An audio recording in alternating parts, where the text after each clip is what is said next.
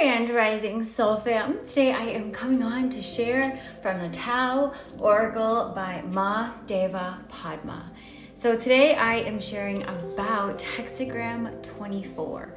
In the Gene Keys, this is the shadow of addiction, gift of innovation, and divine expression of silence. And in the hexagram in the I Ching, this one is called the turning point. And you can see this is the snake eating its tail, this beautiful sacred geometry here. Couple keywords: return, the start of a new cycle, right timing, regeneration, inevitability, and steady improvement. So let's see what it says. Let's go ahead and take a deep breath in and out. We're just running uphill on the treadmill. Okay, here we go. The turning point. Nature moves in a continuously unfolding cycle of seasons, and there's no point at which its motion entirely stops. Nevertheless, we can sense a kind of pause that happens on the cusp of these cyclical changes. At the winter solstice, for example, when the period of rest and darkness reaches its zenith and the season of activity and light begins to return, it's as if the whole of nature holds its breath for a moment. A subtle shift takes place that's only perceptible to those who have refined and expanded their own sensitivities to include that which can never be captured as a fixed moment in time. Although the snow may still blanket the ground, there's a quickening happening beneath the earth's surface that's felt in the core of all living things. Later, the first visible signs of renewing life will be apparent everywhere. But those fragile first buds cannot be hastened, no matter how much we might long for spring. No one seriously considers interfering with this natural cycle. Even when we're fed up with lying low, we trust that inevitably spring will again be reborn in its own time. However, in the shifting seasons of our personal lives, we are often far too preoccupied and have far too many investments to keep in overview. These preoccupations can blind us to the perfection of nature, and thus we can become impatient and fail to honor its timing. It's good to remember that no time of darkness lasts forever, either in the cosmos or in your immediate surroundings.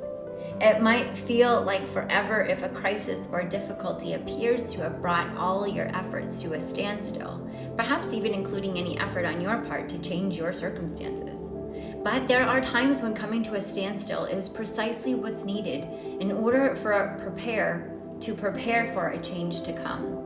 Once the turning point arrives, the movement toward renewed movement and vitality will begin to accelerate, no matter how imperceptible it might be to you now.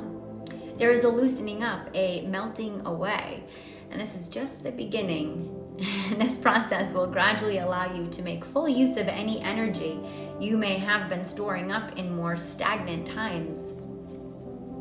When you have a physical illness, you know you need to slow down, withdraw, and rest in order for a full recuperation to take place.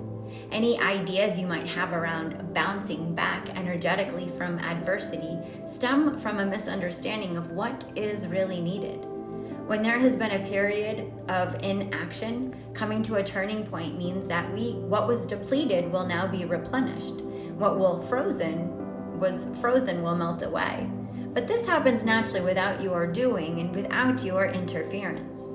Once life's juices have begun to flow again, your strength will increase naturally. Your outlook will become brighter, and you will be clear about the next steps you need to take. Relaxation and trust are the inner attitudes that will bring the deepest understanding, which is that all is moving flawlessly, just as it should. Take care of yourself and the basics in very simple ways. It's the best thing you can do during this major transition that's about to take place. So as we know, we've got the equinox coming up. We've also got a lunar eclipse coming up later this week.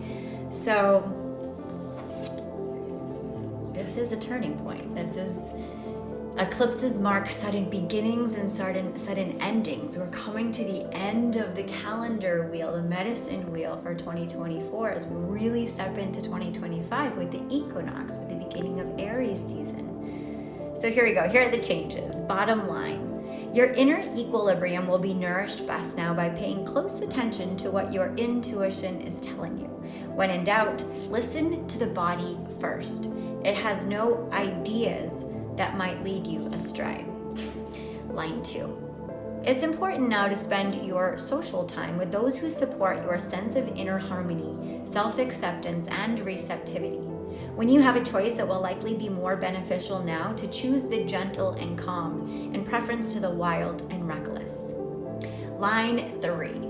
The mind lives in the duality of either or, not in the wholeness of unfolding change. If you seem to be stuck in what-if mode, fretting over the path not taken, imagine that the other alternative would have been better. It's a good indication that the mind is running your show. Slip out of the theater and go jogging, swimming, dancing, for a long walk in the woods.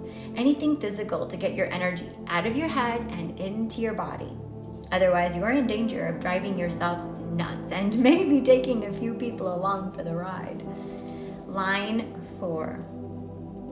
The time for making a fresh start can be like coming home after a long, exhausting journey. It does not require effort, only a willingness to stay open and receptive to the flow of energy that's beginning to build up from within. Contemplating the cyclic patterns that recur throughout your life and, in a wider sense, throughout all of nature, puts you in touch with the rhythms of the increase and decrease that echo infinitely throughout time and space. Allow these rhythms to take you into your next phase of your life without worrying if others will follow. Line 5. Being fully present this moment and each moment as it comes creates an inner spaciousness where everything moves just a little slower and with a little more grace. Hear the birds? You might be aware that there is no urgency to go anywhere or do anything. But take care that this easiness does not fall back into complacency. The new growth cycle that's coming needs your alertness as well as your relaxation, your intelligence along with your intuition. Top line, line 6. There are few things more painful or more counterproductive than to feel stuck in a situation of frustration and defeat.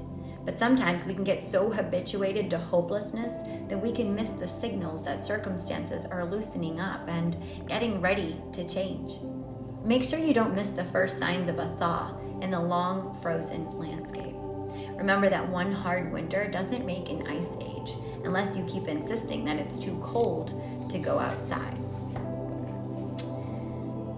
There is a very special energy when we come out of fight or flight and we are in our creative energy. We're not in victim consciousness anymore. We're in creator consciousness. So, I used to be an addict, or I could always consider myself an addict. I used alcohol to numb out. And when I got to learn about that frequency that was near and dear to me was the frequency of devotion. And in a low vibration, it was easily channeled into addiction. But when I was able to shift the dynamic of that devotion to something that was no longer self-sabotaging, but actually in alignment with the highest and greatest good for myself and also for every living thing, that's when I actually came into the devotional energy. And that consistency of addiction made a quantum leap into devotion. And that's what happens with this hexagram, is we see this gift of innovation. When you create a new timeline and then you regularly start walking in that new timeline, you'll get to be in a completely different quantum reality. And so this is the highest expression of silence. And in this hexagram, I invite you just to feel the celebration of the start of this new cycle as we get ready to welcome in the equinox. Sending you so much love.